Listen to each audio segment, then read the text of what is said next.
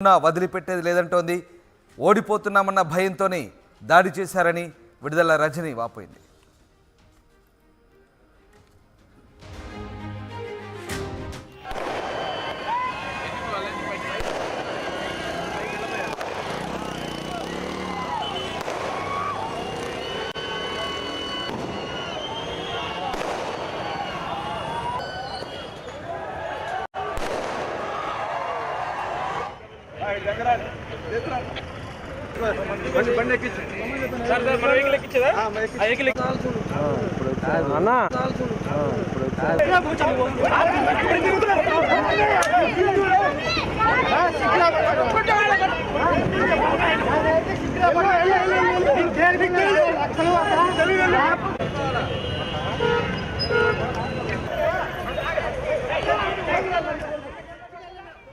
గుంటూరులోని తన ఆఫీస్పై దాడి నేపథ్యంలో టీడీపీపై మంత్రి విడుదల రజని తీవ్ర ఆగ్రహం వ్యక్తం చేశారు.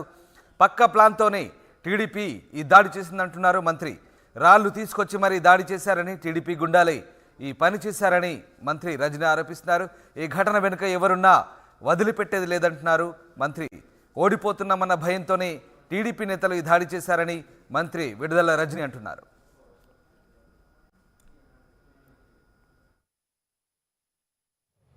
నేను తీవ్రంగా ఖండిస్తున్నాను. ఈ దాడిని చూసినట్టయితే టీడీపీ వాళ్ళు మన భయంతోనే టీడీపీ నేతలు ఈ దాడి చేశారని మంత్రి విడుదల రజని అంటున్నారు. న్యూ ఇయర్ వేడుకలా జరపకుండా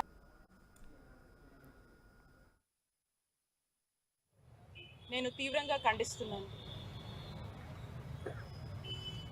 ఈ దాడిని చూసినట్టయితే టీడీపీ వాళ్ళు ప్రీ ప్లాన్డ్గా న్యూ ఇయర్ వేడుకలా జరపకుండా ఒక ప్రీ ప్లాన్ దాడిని మా పార్టీ ఆఫీస్ మీద ప్లాన్ చేసినట్టు కనిపిస్తూ ఉంది. ఇక్కడ చూసినట్టయితే ఈ రోడ్డు మీద ఇలాంటి రాళ్ళు కూడా లేవు. ఇలాంటి రాళ్ళు కొన్ని వందల మంది ఇక్కడ గుమిగూడి మరి ఈ రాళ్ళన్నీ కూడా ఇటువైపు ఉన్నటువంటి పార్టీ ఆఫీస్ మీద ఇసడం మనం చూస్తూ ఉన్నాం. చూడండి, ఈ ఫ్లెక్సీ కనుక లేకపోయి ఉంటే పూర్తి అద్దాలు కూడా ధ్వంసమయ్యేటువంటి పరిస్థితి. పూర్తిగా ఇటువంటి రాళ్లతో టీడీపీ గూండాలు ఏ విధంగా కూడా ఈ దాడికి తెరతీశారో మీరందరూ కూడా చూడొచ్చు. ఇది ఖచ్చితంగా ప్రీ ప్లాన్డ్గా జరిగినటువంటి దాడి. దీని వెనకాల ఎవరున్నా కూడా మేము వదిలిపెట్టం. ఒక మహిళగా నేను ఇక్కడ ఈ రోజున ఈ పార్టీ ఆఫీస్ ఒక బీసీ మహిళగా ఈరోజు మనం ఇక్కడికి వచ్చి ప్రజలందరి మధ్య కూడా ప్రజా చేస్తూ ఉంటూ మరి ఈ పార్టీ ఆఫీస్ని ఈరోజు ప్రారంభించుకోవాలి ఈ నూతన సంవత్సరం సందర్భంగా అని చెప్పి మరి ఇక్కడ ఏర్పాట్లు జరుగుతూ ఉంటే మరి ఈ రోజున పంతానికి వాళ్లకు టీడీపీ వాళ్లకు ఓటమి భయం పట్టుకొని మరి ఏ విధంగా కూడా ఈ దారికి తెరతీశారో ఇక్కడ ఉన్నటువంటి అందరూ కూడా చూస్తూ ఉన్నారు.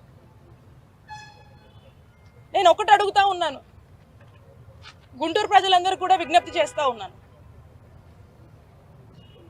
ఇలాంటి ప్రజలు, ఇలాంటి వాళ్ళు, ఇలాంటి టీడీపీ వాళ్ళు అధికార దాహం కోసము ఓడిపోతామనే భయం పట్టుకొని మరి ఏ విధంగా పార్టీ ఆఫీస్ మీద రాళ్ళేసి దాడి కొడిగట్టారో మీ అందరు కూడా ఆలోచన చేయండి. ఒక మంత్రిగా ఈరోజు ఒక మంత్రిగా నేను ఇక్కడ మేము మా వైఎస్ఆర్ కాంగ్రెస్ పార్టీని మేము ప్రారంభించుకుంటా ఉంటే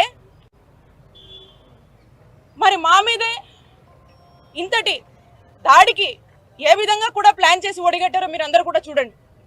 మరి ఇలాంటి ప్రజలు అధికారంలోకి వస్తే ఏమవుతుందో ఒకసారి ఇక్కడ ఉన్నటువంటి సామాన్య ప్రజలు, గుంటూరు ప్రజలందరూ కూడా ఒకసారి ఆలోచన చేయవలసిందిగా కోరుతా ఉన్నాను.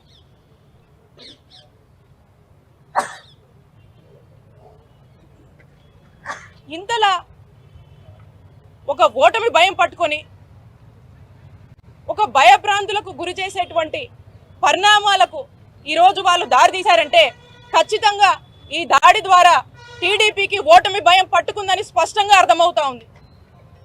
ఖచ్చితంగా దీని వెనకాల ఎవరున్నా కూడా వదిలిపెట్టము.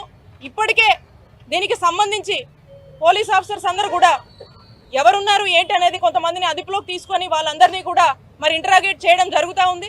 మరి ఇంకా కూడా దీని వెనకాల ఎవరున్నా కూడా ఎట్టి పరిస్థితుల్లో వదిలిపెట్టము. ఈరోజు యథావిధిగా పార్టీ ఆఫీస్ ప్రారంభం ఏదైతే ఉందో దీన్ని యథావిధిగా కూడా చేసుకుంటా ఉన్నాము. ఇక్కడికి నేను ప్రజలకు సేవ చేయడానికి వచ్చాను. ప్రజల మద్దతు, ప్రజల ఆశీస్సులు మాతో ఉన్నంత వరకు ఇలాంటి ఎన్ని దాడులైనా కూడా ఖచ్చితంగా ఎదుర్కొంటాము. అలాగే ఏదైతే మీరు నన్ను భయభ్రాంతులకు గురి చేయాలని మమ్మల్ని భయభ్రాంతులకు గురి చేయాలని, ఒక మహిళ కదా తన ఆత్మధైర్యాన్ని దెబ్బతీయాలని ఏదైతే మీరు ఇలాంటి దాడులు చేస్తున్నారో, మీరు ఎన్ని చేసినా కూడా ప్రజల మద్దతుతో మా వైఎస్ఆర్ కాంగ్రెస్ పార్టీ కుటుంబ సభ్యులందరం కూడా మేము ధైర్యంగా నిలబడి ఎదుర్కొంటామని చెప్పి